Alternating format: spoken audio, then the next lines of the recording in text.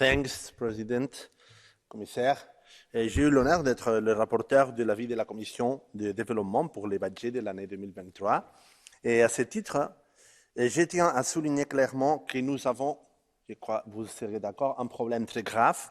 La marge des dépenses autorisée par le cadre financier pluriannuel de l'Union pour les cycles 2021-2027 est totalement épuisée, et ce qui ne permet pas à l'Union de faire face aux défis urgents de son action extérieure.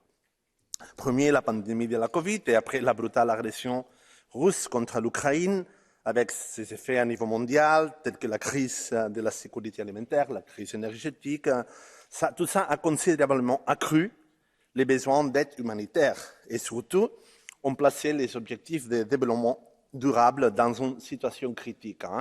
Et à cet égard, la situation est particulièrement préoccupante au regard des objectifs liés à l'urgence climatique et à la nécessité d'aider nos pays partenaires à mettre en œuvre des actions d'adaptation et d'atténuation au changement climatique.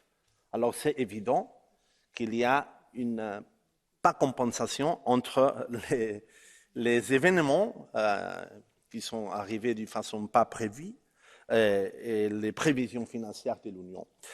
Pour faire face à cette situation, il est pourtant extrêmement urgent que les États membres réforment le cadre financier pluriannuel. C'est un objectif pas facile, c'est facile à dire, c'est pas facile à faire, mais il faut assumer cet objectif parce qu'il faut accorder une augmentation très ambitieuse du chapitre budgétaire consacré à l'action extérieure. Et surtout pour intelligence géopolitique. Si l'Union ne se montre pas comme un partenaire fiable pour le développement des pays partenaires, notre concurrent géopolitique, comme la Chine, elle ne va pas manquer l'occasion.